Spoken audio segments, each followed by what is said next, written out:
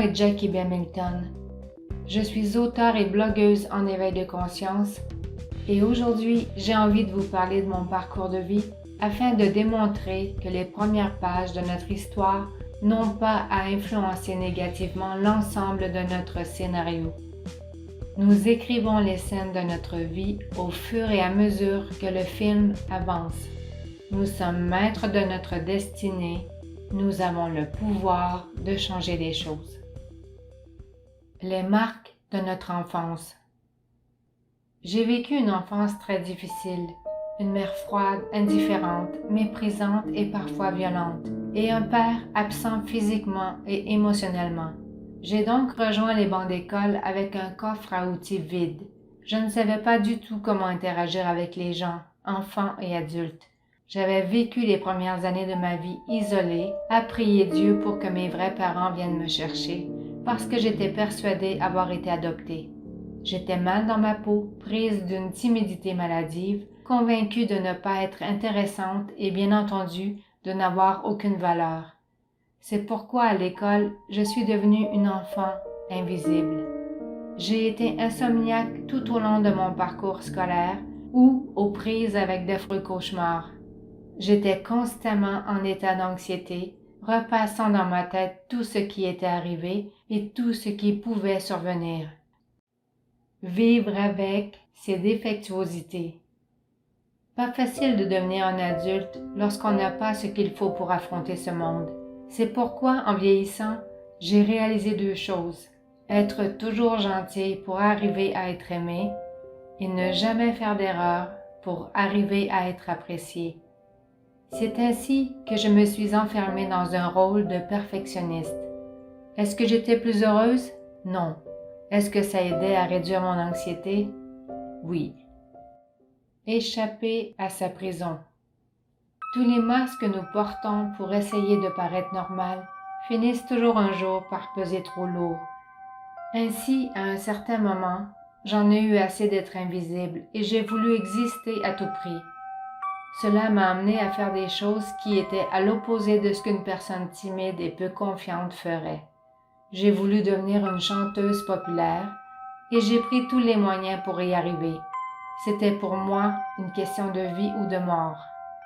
Les mois, les années ont passé et je vivais les montagnes russes, déchirée entre mon désir de réussir et ma peur d'y arriver pour vrai. Tomber pour mieux se relever. C'est au moment où j'allais peut-être enfin réussir à accéder à la première marche du podium que mon corps a lâché. J'ai sombré dans une profonde dépression qui m'a amené à douter du bien fondé de la vie. En fait, je n'en pouvais plus de poursuivre quelque chose qui m'échappait constamment. J'étais lasse de me battre pour essayer de trouver ma place. Ce sentiment de ne jamais être au bon endroit à faire la bonne chose, c'est ce qui me tuait à petit feu. Plus je vieillissais, plus je réalisais que la vie, dans mon cas, ne s'améliorait pas. Pourtant, je voulais tellement y croire. Chose étonnante, c'est ma dépression qui m'a sauvé la vie. Lorsque je suis revenue des ténèbres, j'étais totalement changée. Je ne ressentais plus ce malaise à m'exprimer librement et cette culpabilité à devoir toujours être parfaite. C'était comme si la dépression m'avait aidé à me défaire de mes défectuosités. Je réalise qu'il faut parfois se déconstruire pour arriver à se rebâtir. Faire face à ses problèmes. Un jour, j'ai réalisé une chose importante. Je n'avais plus à payer le prix d'une enfance malheureuse. Si c'était le cas, c'est que je choisissais délibérément de rester dans une situation qui appartenait au passé. Les pourquoi, les si seulement n'aidaient en rien. Plus je restais dans une énergie de victime, moins j'avais de chances de connaître le bonheur. Il fallait donc que j'arrête de regretter, de blâmer, de juger et que je reparte sur un canevas neuf.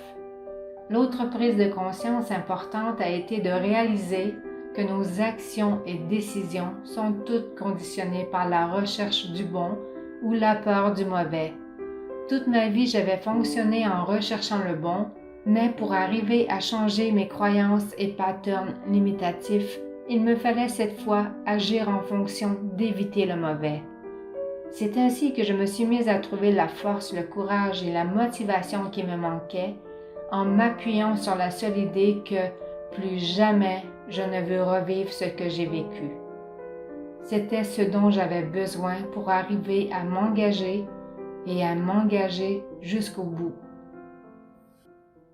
Devenir ce que l'on est. Le chemin qui nous mène à ce que nous sommes véritablement est parfois long et difficile, mais il en vaut vraiment la peine. Je ne peux imaginer finir ma vie sans avoir à tout le moins fait l'effort de découvrir qui je suis, et surtout sans avoir pu sentir dans mon corps, dans mes entrailles, ce que ça fait que d'être libéré de tout ce qui m'empêche d'être authentique et fidèle à mes valeurs. Le changement fait souvent peur, mais c'est aussi grâce au changement que nous pouvons accéder à une meilleure version de ce que nous sommes et que nous pouvons accueillir dans notre vie de nouvelles conditions favorables à nos rêves et aspirations. Le meilleur conseil que je pourrais donner à quiconque en a assez d'être ce qu'il est et de vivre ce qu'il vit, c'est de se tourner vers le changement, puisque la vie, quelque part, est-elle une formule mathématique. Pour obtenir un résultat différent, il faut changer les variables. Je suis Jackie B. Hamilton, auteure et blogueuse en éveil de conscience. Je suis présentement ce que j'ai toujours voulu être, mais je sais aussi que je peux être encore plus. C'est pourquoi je m'en remets au pouvoir du changement qui, véritablement, peut accomplir des miracles. Tout ce qu'il faut, c'est de se lancer.